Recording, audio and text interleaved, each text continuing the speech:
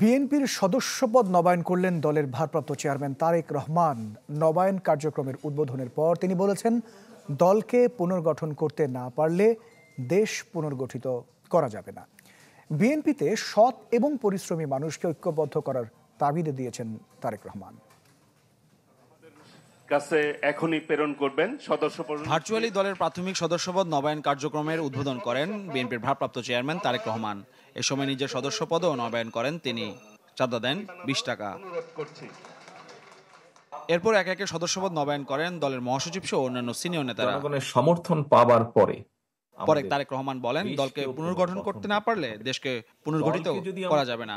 এই জন্য সবাইকে ঐক্যবদ্ধ হয়ে কাজ করার আহ্বান জানান তিনি। দলকে যদি আমরা সঠিকভাবে পুনর্গঠন করতে না পারি, আমরা দেশকে পুনর্গঠন করতে পারবো না। দেশকে পুনর্গঠন করার জন্য, রাষ্ট্রকে মেরামত করার জন্য আমরা কিন্তু ৩১ দফা দেশের সামনে, দেশের মানুষের সামনে উপস্থাপন করেছি। আমরা সেটিকে যদি বাস্তবায়ন করতে হয়, অবশ্যই আমাদের দলকে ঐক্যবদ্ধ, দলকে পুনর্গঠিত করতে হবে।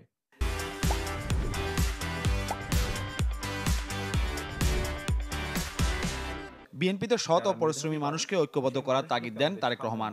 যাদের মধ্যে সততা, আদর্শ আছে, এরকম মানুষগুলোকে আমাদের আরো ঐক্যবদ্ধ করতে হবে, আরো তাদেরকে কাছে নিয়ে আসতে হবে, দলের কাছে নিয়ে আসতে হবে, দলের সাথে আরো সম্পৃক্ত করতে হবে।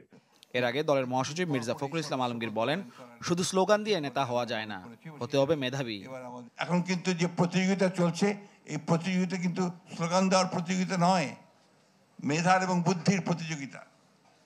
সোশ্যাল মিডিয়াতে কে কত ভালো লিখতে পারেন, কথা বলতে পারেন, তার প্রতিযোগিতা। টক শোতে কে কত ভালো কথা বলতে পারেন, কত যুক্তি খণ্ডন করতে পারেন, তার প্রতিযোগিতা। এই বিষয়গুলো মাথার মধ্যে রাখতে হবে। বিএনপিতে যাতে কেউ অনুপ্রবেশ করতে না পারে, এজন্য সদস্যপদ নবায়ন করা হচ্ছে। নতুন করে আর সদস্যপদ এখন নেওয়া হবে না।